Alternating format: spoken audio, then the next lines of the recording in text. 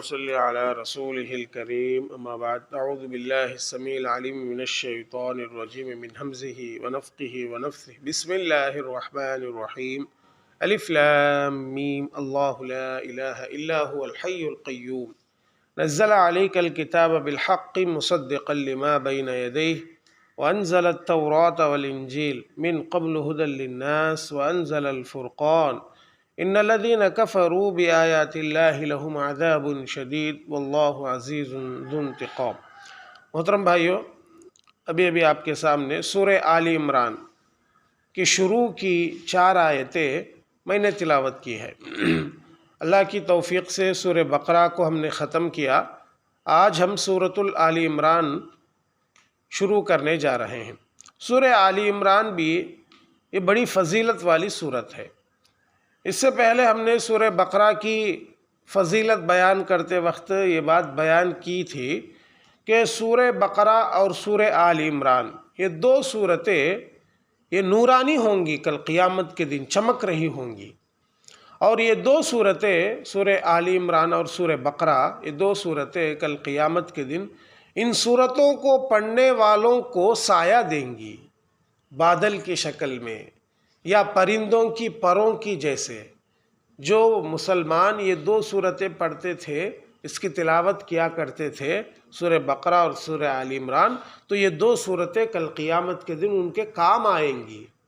غور کرو محترم بھائیو، قیامت کے دن انسان ایک نیکی کے لیے ترسے گا، گرمی اتنی زیادہ ہوگی کہ کیا کرنا اس کو سمجھ میں نہیں آئے گا۔ ایسے موقع پر یہ سورتیں ان کے کام آئیں گی جو یہ پڑھتے تھے۔ سورہ آل عمران کی شروع کی آیتوں میں دیکھیے اللہ تعالیٰ فرماتے ہیں الف لام میم۔ ابھی الف لام میم کی تفسیر تو ہم نے بیان کی۔ قرآن مجید میں اس طرح کے جو بھی الفاظ آئے ہیں، الف لام میم، حامیم، الف لام را، یاسین، یہ سب حروف مقطعات ہے۔ اس کو حروف مقطعات بولتے۔ اس کا معنی سوائے اللہ کے کسی کو معلوم نہیں، اس کے معنی۔ اچھا، اللہ لا الہ الا هو الحی القیوم۔ ابھی یہ بات بھی یاد رکھ لیجئے، جس کے معنی میں، جس کا معنی معلوم کرنے میں اور نہیں معلوم کرنے میں ہم کو کوئی فرق نہیں پڑتا، تو اللہ تعالیٰ بھی اس کا معنی واضح نہیں کیا۔ یعنی وہ اس کا معنی بتائے تو انسانوں کے لیے کچھ فائدہ ہے تو اللہ تعالیٰ ضرور بتاتا تھا۔ اس کے معلوم کرنے نہیں معلوم کرنے میں کوئی فرق نہیں ہے۔ بہرحال اس کا معنی وہ حروف مقطعات کا اللہ کو معلوم ہے، اتنا ہی ہم کہیں گے۔ اللہ لا الہ الا هو الحی القیوم، وہ اللہ ہے، اس کے سوا کوئی معبود نہیں، وہ زندہ ہے اور سب کو سنبھالنے والا ہے۔ آیت الکرسی کی تفسیر میں ہم نے بیان کیا تھا کہ الحی القیوم یہ اللہ کے اسم اعظم ہیں، یہ 2 نام۔ اللہ کے 90 ناموں میں سے کچھ نام اللہ کے بہت عظمت والے نام ہوتے ہیں۔ پیارے نبی صلی اللہ علیہ وسلم نے فرمایا کہ اللہ سے دعا کرتے وقت اسم اعظم کے واسطے سے دعا کرو، اللہ اس کی دعا کو رد نہیں کرے گا، یعنی اس کی دعا قبول ہو جائے گی۔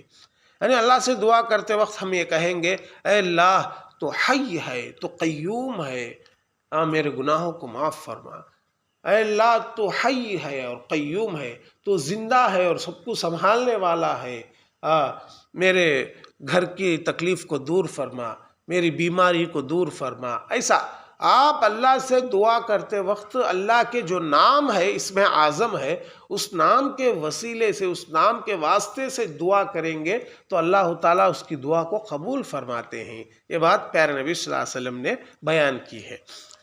نزل علیک الکتاب بالحق مصدقا لما بین یدیہ وانزل التوراۃ والانجیل، اسی نے آپ پر حق کے ساتھ کتاب نازل کی ہے جو اپنے سے پہلے کتابوں کی تصدیق کرنے والی ہے۔ یعنی قرآن مجید کے بارے میں اللہ فرماتے ہیں کہ قرآن مجید جو آپ کے اوپر اتری ہے ایک سچی کتاب ہے، حق کے ساتھ اللہ نے اس کو اتارا ہے۔ اور یہ قرآن مجید کی خاصیت کیا ہے؟ قرآن مجید سے پہلے جو کتابیں اتری ان کتابوں کی تصدیق قرآن کرتی ہے۔ قرآن مجید کے اندر قرآن سے پہلے جو کتابیں اللہ نے نازل کیا ان کتابوں کے بارے میں بھی قرآن میں ہے۔ وَأَنزَلَ التَّوْرَاةَ وَالْإِنجِيلَ، اور اللہ فرماتے ہیں اسی نے تورات اور انجیل کو نازل کیا۔ تورات کس پر نازل ہوئی؟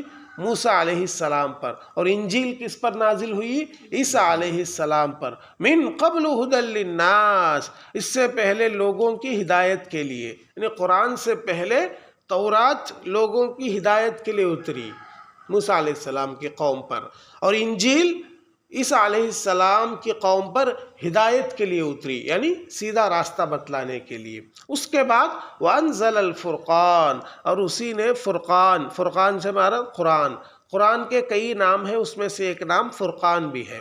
فرقان کے معنی کیا ہے؟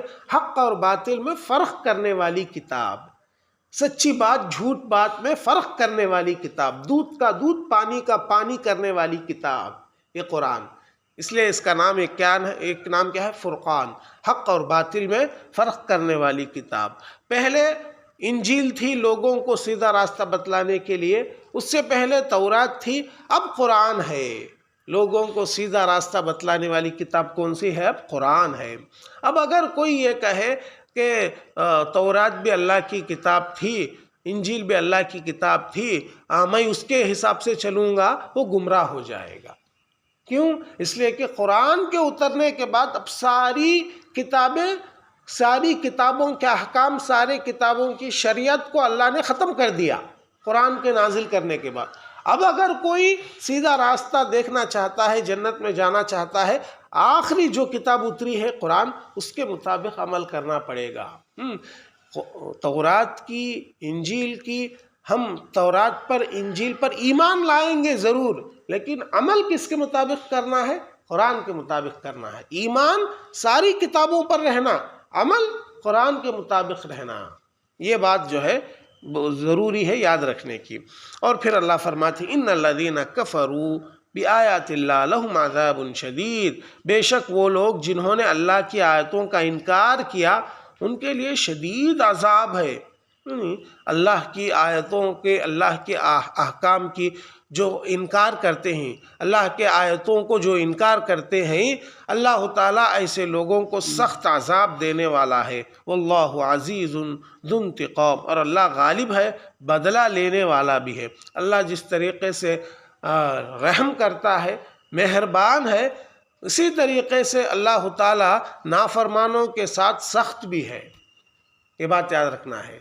جو اللہ کی باتوں کو سنتے ہیں اس کے ساتھ اللہ بہت اچھا کرنے والا ہے، اور جو اللہ کی باتوں کو سنتے نہیں، جو انکار کرتے ہیں، نافرمانی کرتے ہیں اور نافرمانی میں حد سے آگے بڑھ جاتے ہیں، ایسے لوگوں کے ساتھ اللہ سخت بھی سزا دینے والا ہے۔ تو اللہ تعالیٰ یہ بات جو ہے یہاں بیان کیا ہے۔ آج یہاں تک رکھتے ہیں، انشاءاللہ اس کے بعد کی آیتوں کی تفسیر کل آپ کے سامنے آئے گی۔ اللہ سے دعا ہے اللہ مجھ کہنے والے، آپ سبھی سننے والوں کو کہیں سنی باتوں پر کہنے سننے سے زیادہ عمل کرنے کی توفیق عطا فرما۔ اللہ ہم کو جب تک اس دنیا میں باقی رکھ، ایمان کے حالت میں باقی رکھ، جب ہم کو اس دنیا سے لے لے تو بھی ایمان کے حالت میں لے لے۔ آمین یا رب العالمین۔ وآخر دعوانا الحمد للہ رب العالمین۔